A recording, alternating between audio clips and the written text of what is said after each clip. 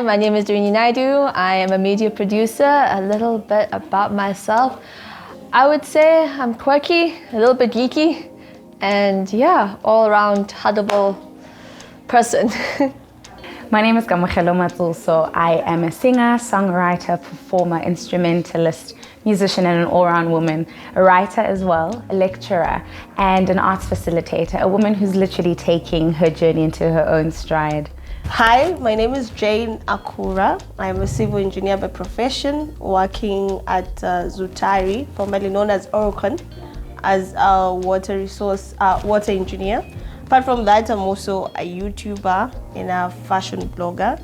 I'm also an entrepreneur. I'm currently selling African attires and African jewelry under the name of African Closet. So basically, the reason why I started the African Closet is for us to come to a point where you find pride in what you wear, something that comes from your continent and something that speaks to your true nature. So any outfit that I wear and I see people saying, oh, how much was that? And I'm like, okay, I'm the one who designed it, so if you want it, I can get it to you. Just being that person who's able to inspire people with the clothes that I wear, and I know it's clothes that speak to my identity, is something that brings me fulfillment. And then also at the same time, on YouTube, I basically talk about anything and everything, including relationships when I give out the tea, and then as well as just how to better yourself, how to grow, and especially with regards to career-wise, and women who want to go into science, and more specifically engineering, because apparently it's a male-dominated field. So having women in that space and just encouraging women to go into that space brings me so much fulfillment. So on YouTube, I'm called Akura Closet Trade. On Instagram, I'm called Akura Closet Trade. And then for the business, it's African Closet Trade. Yes. African Closet, not African Closet Trade, African Closet. That's me. My name is Rebecca, and I am a resilient, brave, quiet, strength kind of woman. But what I do is I'm actually a coach, I'm a facilitator, as well as a business leader. Hi, my name is Gina Swartz. I am 27 years old. I'm a candidate attorney at Pierre Crane Attorneys, which is based in Centurion. I'm also a brand ambassador for Positive Pants, who has a sisterhood for empowerment of women as well. Greetings, beautiful people. My name is Asta Kuppen, and I am the director and poetry curator at Chasing Dreams Publishing. We make your book real. Hi, my name is Anesu Mautsa. I am the founder of We Are Becoming, which is an initiative centered around encouraging and empowering women to become the most confident, vibrant, and unique version of themselves.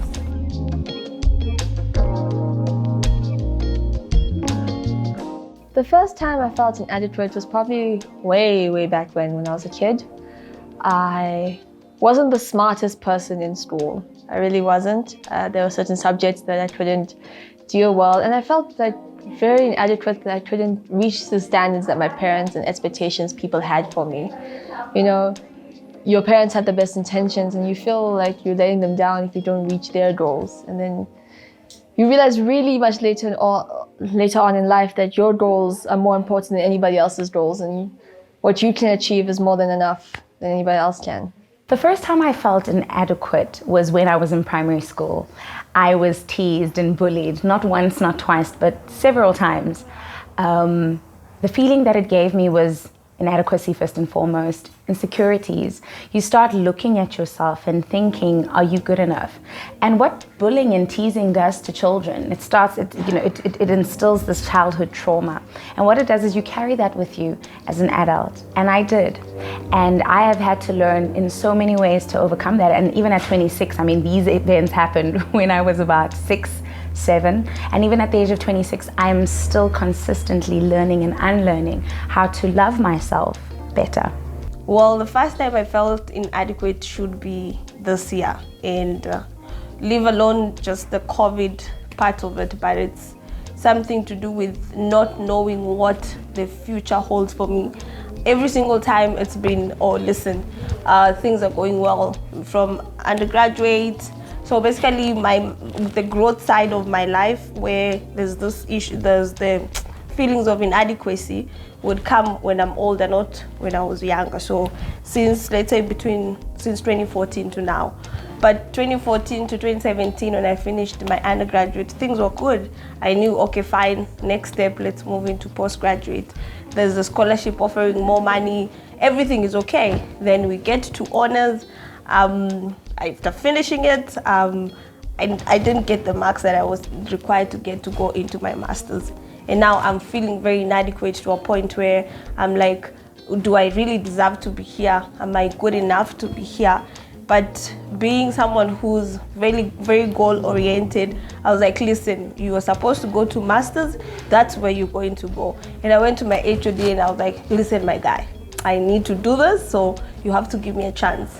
And they gave me a chance, and then fast forward the second year, which is now 2020, things haven't been easy with regards to the COVID-19. You're not sure what's going to happen, and especially economy-wise, I'm here finishing masters, I'm looking for work. Every single time it's rejection. You're not sure what, because you're hearing stories of retrenchment and you're not sure, okay, is the economy ever going to come back to the same spot where it was? And being in engineering, it's a very political, more or less political and economically affected field, because is the money available to do the project, or is there any projects to be done at that particular time? So that fear just made me feel so inadequate. Am I going to be able to take care of my family next year? How am I going to live? Am I staying in South Africa, or do I have to go back to Kenya, which was never the plan, being that I'm Kenyan. But let's say when you feel your lowest, when you feel like everything is just shattering, that's when God picks you up. And everything worked out. The company that rejected me 4 times, actually, 2 of them in this 2020, gives me a phone call, and at the end of the day, I get the job. And it's been my dream company, a company that I remember speaking these words into existence in 2017, saying, I am going to work here. So just having that faith, and as much as it's dying, but trying so hard to keep it going and just holding yourself up in faith and knowing that God is still going to come through, is how I deal with my inadequacy. The first time I felt inadequate was when I experienced rejection. Rejection on a playground, I was playing with some friends, and they all decided to be friends with someone else. And I was left out in the cold. I didn't feel part of the sisterhood. And that was when I just realized anything associated with rejection really made me feel inadequate. I would ask myself questions like, why am I not good enough? Why didn't they pick me? Why didn't they choose me? Why are they not, choosing to stay with me? So that's when I felt inadequate.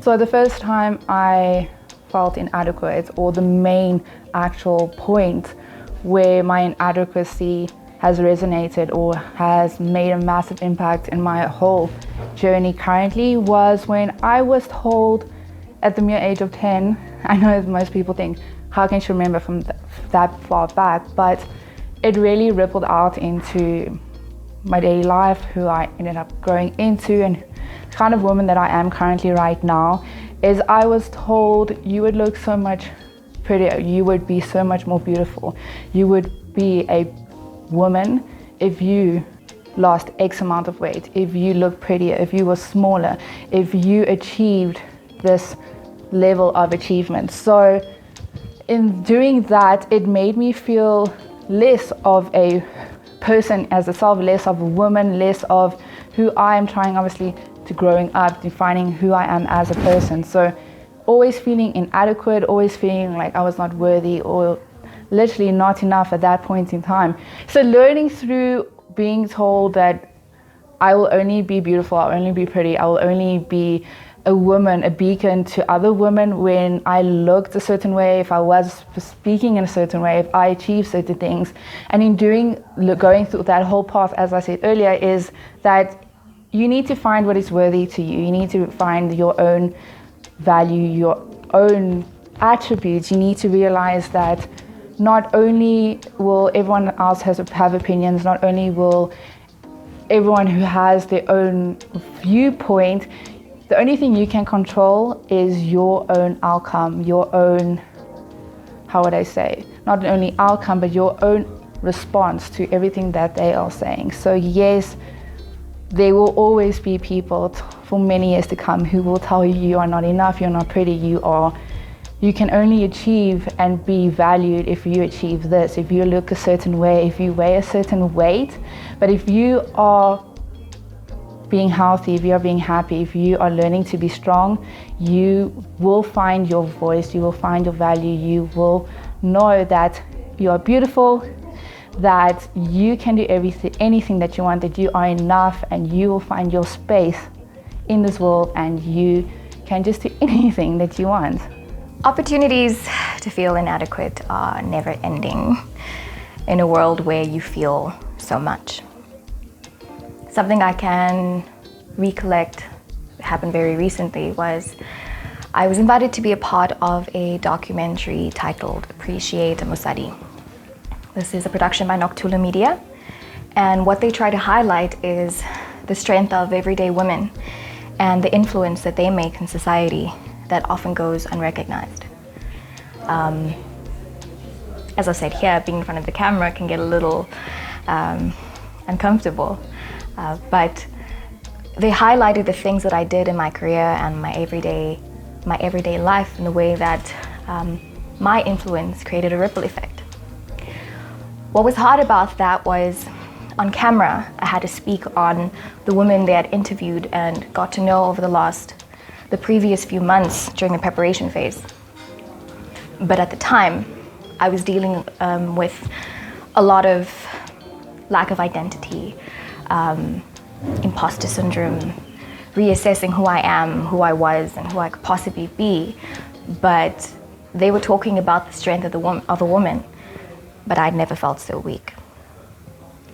I was dealing with the ridicule of a multitude of voices in my head, of people's criticism, their opinions of me, and where I do stand strong on a day-to-day basis, that period of my life, I felt particularly vulnerable and inadequate. I was allowing their criticism to be my identity, and everything I did where people were seeing me, I felt the insecurities were going to seep through the cracks and they would know that I wasn't being authentic. The first time that I experienced inadequacy was in grade 4. So I'm originally from Zimbabwe. I was born there and we moved to South Africa in 2003. And I remember on the first day of school, 2 girls were assigned to look after me, right? And I remember these 2 girls left me during break time, and that truly made me feel like something was wrong with me. Why didn't you want to hang out with me? What's wrong with me? And I remember spending that break alone. And that was the first true experience that I can remember and recall of inadequacy. And so from that day on, I always felt like, in various spaces, I always felt like there's something wrong with me. There must be something wrong with me. So when someone rejects me, when someone leaves my life, when someone cuts me off, when someone's upset at me, I would internalize that hurt and that pain and come up to the conclusion that there's something wrong with me. And then I don't like my answer for that. do you wanna I want to redo it. But Dima, what's going on with me today? What's happening? try to protect yourself emotionally? Why am I doing this? Because I love speaking on this stuff. Yeah, but I love being on camera. I love it all. I don't know. You need to tell me. You need to tell me. Okay. Are you good? I don't know why I'm so caged up. Are you stressed or something? Yeah, I think I'm stressed. I think I'm overwhelmed. I think I'm overwhelmed and I'm also just exhausted. But I'm also tired of feeling inadequate. Like, I'm tired of this. I'm tired of the fact that we have to continually fight for ourselves. And it's life. And it's not going to change. But it's hard. It's hard. So I'm tired. My soul is tired. I'm tired of fighting for this little girl and my wounded inner child, you know? And I feel as though we make the journey sound so beautiful and so lovely, but it actually is tears and it's hard work and it's rejection and it's exhaustion and it's burnout and it's fear, because inadequacy feeds directly into fear of discovering how powerful and incredible you are, fear of being rejected. You know, that's what inadequacy is.